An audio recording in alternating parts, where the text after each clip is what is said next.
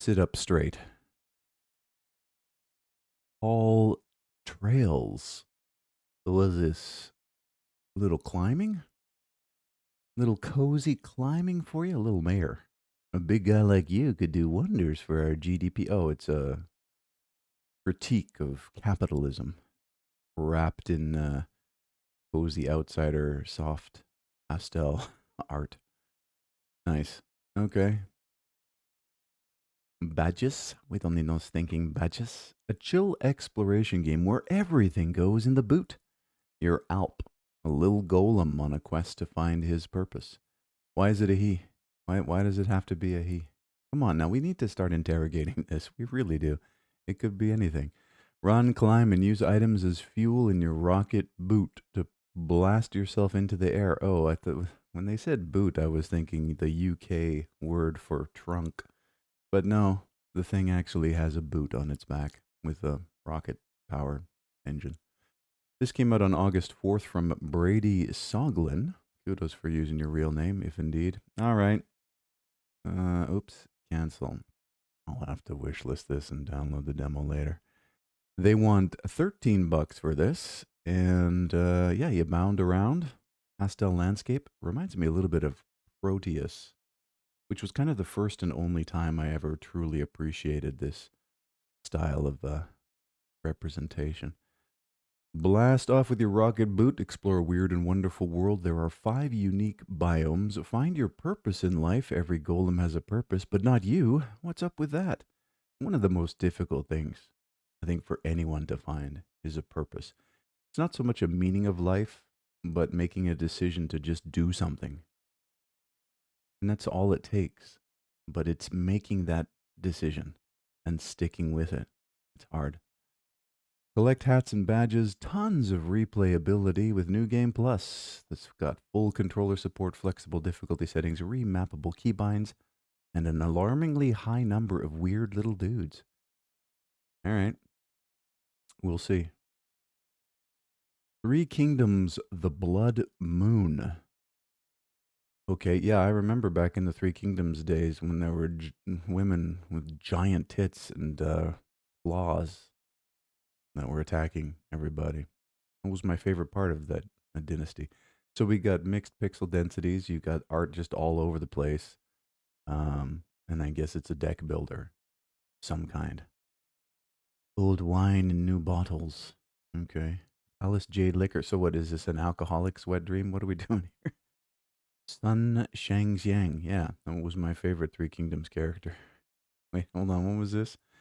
In an elegant courtyard, a graceful lady sits by the window, gently playing a guqing. The clear melody fills the room as her deep eyes create a serene atmosphere. You are drawn into a tranquil realm by her music, finding a moment of peace flowing through the air. In that instant, you seem to understand the essence of all things. Wow. So you either enjoy the music, take a quiet rest, or get the hell out of there.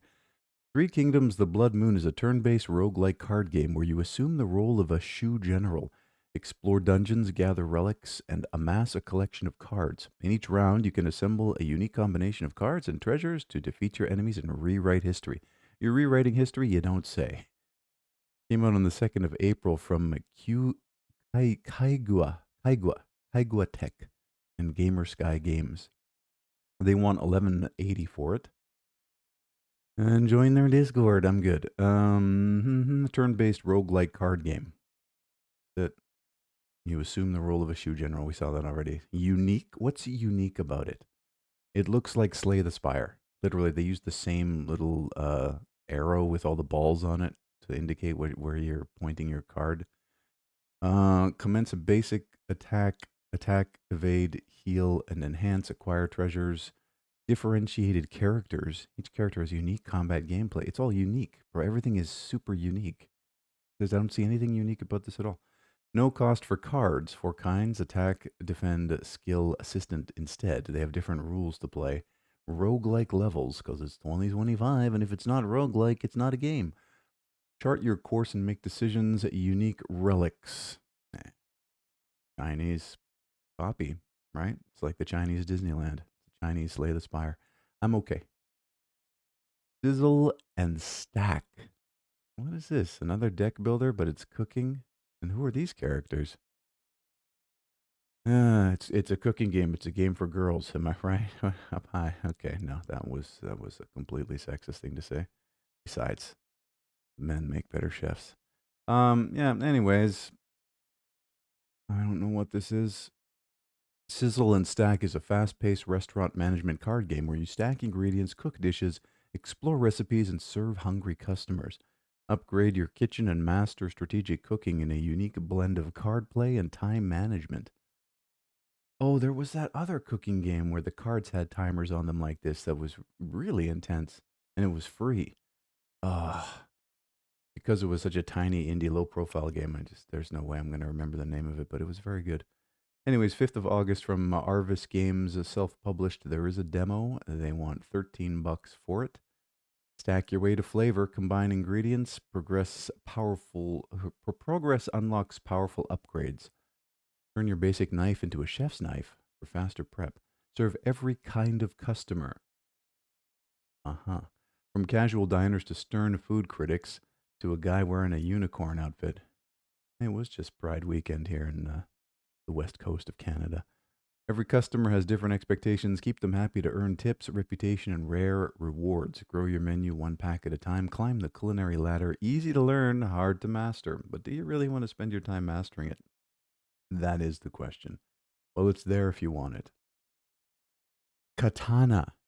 Oh no, it's a clicker, which is a katana. It's a katana clicker. And okay, all right. I haven't seen one of these in a minute. Katana is a clicker game where you click a katana. The katana to earn more katanas. Simple, addictive, and ever growing. Every 3 hours, you'll receive a random katana drop to add to your collection. Is this mining Bitcoin in the background? Is this doing something using your computer's personal cycles to research human cloning or something? Like, what are you doing? Came out on the 3rd of August from Shock Games. Self published. It is free, but is it though? Is it really? 3 hour drop rates because they kind of have to do this, right? Now they have to tell you. And there's a 0.01% chance of a legendary drop. Unlockable achievements, community fully powered by Katana Passion. Submit your own designs via Discord. Because help us design the game because we are creatively bankrupt. We came up with like 12 designs, and that was about it. We need your help. We need to crowdsource this thing. Okay. Sands of Hope. Oh, look at this. A little isometric, sort of pixely, sort of, kind of. I think it's got a filter on it. Yeah, there's a dithering filter and some other stuff. Would you like to buy this hero cape? It costs 6 chips. Why is this UI element text assaulting my senses? Maybe I'm just tired this morning. Uh huh. I guess you've got a gravity sort of thing. Grab, attach, drop, detach. Okay, so you like assemble cubes and stuff together. Hmm. All right, take a look at what I've got. How many screenshots are there of this? I get it. Explore the sandy landscapes of Sidonia. Is Mars? As you use your ancestral powers to build structures attaching magnetic cubes, find energy cores to restore the land's water flow, and meet other villagers with the help of a loyal dog. Came out on the 4th of August from Guatake Studios, self published. There is a demo. All right. Throw that in the library. They want $14 for it. A little game about exploring a desert and restoring its water flow. Discover the open world, a small and handcrafted open world using an innovative ability. Hope can pick up, move, rotate, and even attach magnetic cubes. Hold on, the dude's name or the robot's name is Hope. Find the energy cores and bring them to the AI to help her keep the balance of this land. Why did you give the AI a gender? Don't do that. You're not supposed to do that. It's illegal, dangerous. Chat with the villagers of Sidonia. You might be able to help each other out. Enjoy the unique, nostalgic 3D pixel art graphic style. Yeah, 3D pixel art graphic style. Okay. Anyways, we'll take a look. Atomic Owl. All right. Oh, platforming action here. Pretty vibrant looking. Kind of interesting, I guess. What do you expect me to roll out the red carpet? You've got wings, use them. Charmed. You have become the void. Crow, crow, crow. Omega Woodlands. Snow-beaked peaks. Bladewing Skywind. Okay. I can't read this morning. Okay, how many get this too. It's a lot of screenshots if you want to look at them all. You are Hidalgo Bladewing, a bird with a beef. Hack slash platform and soar through a beautifully chaotic pixel art neonscape in your quest to save your feathered friends. Elegant roguelite element. Doesn't matter if they're elegant, sexy, stupendous, mind blowing, dazzling, shocking, stunning. There's still roguelite elements at the end of the day. You can put any adjective you want in front of it. It's still the same thing. Ugh. Transforming weapons and foul ninja action await.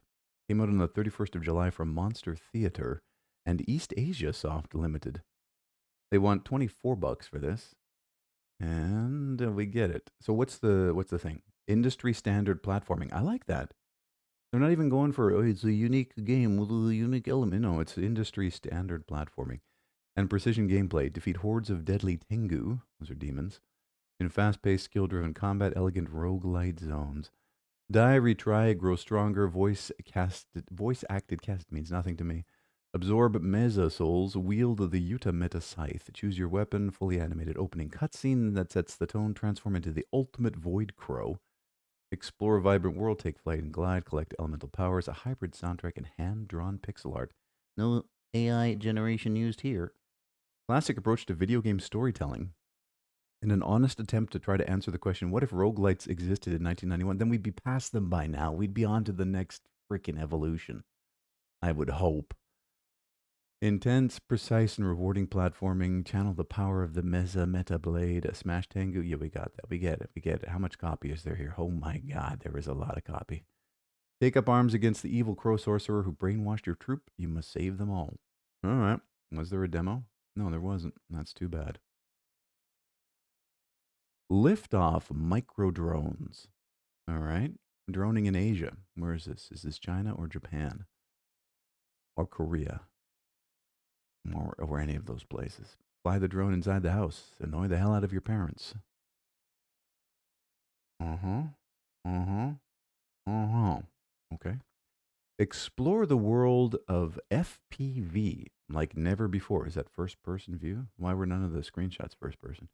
In Liftoff Microdrones, any indoor area becomes an exciting aerial playground. Explore, customize, and compete in this simulator dedicated to the Microdrones class. Came out on the 4th of August from Lugus Studios, self-published. They want 2080 for it. Uh-huh. The love letter to the FPV community.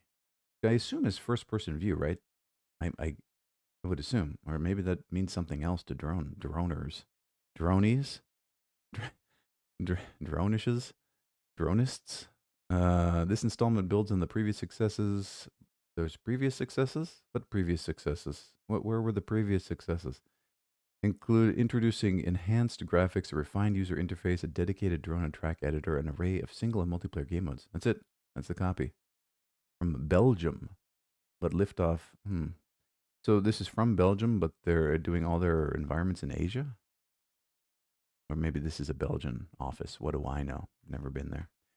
No demo? Okay. I mean, I'm not that insane about drones. I respect it. I think drones are cool and probably going to be the future of warfare for the next. That's why I've invested in 3D printing companies. But yeah, I'm good.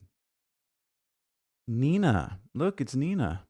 I do. What, did you just ask her to marry you? Five figures stand together, but their faces are slightly blurred. They have no faces, bro. In the closet, a box contains well-worn heels and lingerie. A small note is pinned to the top. What? She looks around the room. Silence. No words reach her. What is this? Nina is a short, narrative-driven psychological horror game about a girl who keeps forgetting. Guide her through memory, fear, and truth before it's too late. Came out on the 19th of June from Rookie Pixels, self-published. There's a demo. I want $6.50 for it. Every day she wakes up in her room with no memory of what came before as her inner voice.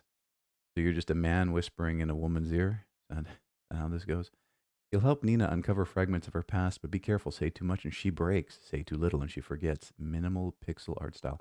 I did some research to back up some of my claims, some of the shitty claims I've been making through the course of this program. And it turns out that 0% of female game developers are making games with male protagonists, whereas the vast majority of games with female protagonists are made by men or men who think they're women. So, yeah, something to consider when you think about this supposed equal representation, this zone of equity that we're moving towards. It's still sexist as fuck. I mean, it is at the end of the day. Anyways, I don't get it. Whatever. Just keep digging. Oh, they didn't want to spring for the add-on for Unreal Engine that lets you dig a hole in 3D, so they're doing it in pixel art style. Okay. What are we doing here? I guess we're just digging a hole. A mining simulator. Kudos for using AI to make the splash art, though. A mining simulator where you dig deeper and deeper to find the rarest gems and ores to sell, upgrading your gear while meeting the company's increasing weekly profit quota. That's another capitalism critique. Came out on the 11th of July from Relt and Relt Games. Just keep digging demo if you want it. It's $13. And join the Discord for rewards. I'm good. It's an open world action adventure mining simulator. Play as John in Bodie, a mining company town. Meet the weekly profit quota or face termination. Mine for minerals in a procedurally generated world. Okay, so it's randomly generated and play forever. Upgrade. Okay, so it's kind of an incremental game. You get to run away from a giant worm. That worm looks like it hasn't slept in weeks. While digging for materials, you might discover foes along the way. On your journey to find the rarest materials, you may stumble across ancient ruins, structures, fossilized bones, blah, blah, blah, but it will look like this. I think I'm good with Minecraft. I mean, kudos for publishing your game, but I'm okay. Sudoku Acres. Sudoku Acres. Wait, it's Sudoku with Legend of Zelda. You literally ripped off the trees from Legend of Zelda, straight ripped them right out of the game, put them in yours. And I think that's illegal. I don't really know how Sudoku works, but this is a symbolic version of it. Yeah, I never been big into Sudoku. I lived in Japan for 10 years, saw people doing it all the time on the train, just never got involved. Sudoku Acres is a cozy cross up of farm building and puzzle solving. Cross up, it's a good one. Grow your skills and your environment as you complete Sudoku puzzles, acquire animals, and unlock decorations for your farm. Came out on the 31st of July from Gillibyte, self published. They want $7.80 for it. Solve puzzles, get coins, adopt animals, build your farm, original music. No demo, which is a confusing concept that I would love to try out before buying. So there you go. Love in Tiny Spaces. It's a pink-haired girl with a square cut across the brow. Probably made by a dude. Um, yeah, I'm good. I'm good with all of this. Bite-sized quickie of a game. Find your girlfriend and avoid her parents and neighbors in this humorous, tongue-in-cheek, top-down stealth game. Navigate the corridors of the big city, then change it up using the powers of the Love Transport Authority (LTA) with love as your guide. Came out on the 30th of July from Battle Brew Productions. There is a demo. They want $8.88 for it. From the creators of Cuisineer. Okay. They're back with a little game called Love in Tiny Spaces. Navigate the labyrinthine corridors of life in the big city. Meet the unique and kooky characters. Bite-sized quickie of a game. How much of a quickie? Is it a 30-minute playthrough for $8.88? There is a demo, but yeah, I don't know. Smell a little bit of mental damage here. I'm good. Hunk Juice. Speaking of mental damage, let up, losers. Someone played. Oh God, what was that game where you're an angry crow? They played that game once, and we're like, I'm gonna do my version. Okay, I think I'm good. Looks like a game for lesbians, and I'm not. Join a band with two crass, potty-mouthed punks, Ricky and Max. Curate your style, endure the trials and tribulations of public transit, and play dead-end gigs. Go on mediocre dates, thrift with your besties, buy overpriced coffee, and complain about rent in this Seattle-inspired grungy city. Not only are you a lesbian, you're a fucking hipster lesbian. Ugh. Came out on the 2nd of August from Lemon Boy, self-published. See, again, these games are all being made by males. There is a demo. They want $19.50 for it. And what kind of punk are you? I'll tell you what kind of punk. I'm a Black Flag fucking Henry Rollins type punk. All right. I'm not this. I don't know what this is. I do not recognize this. Upgrade your gear, decorate your apartment, explore Seattle. I mean, I finished exploring Seattle in The Last of Us Part 2 over the weekend. A fantastic game, by the way, a masterpiece. I'm glad I skipped all the drama that was swirling around that game when it was released. Now I'm playing it all these years later. It's a must play, a 10 out of 10. Last of Us Part 2. And it gets the pass because all the characters in the game are men. Anyways, I'm good on Punk Juice, and we're good. 18,431 games have been viewed. You have yourself a fantastic day.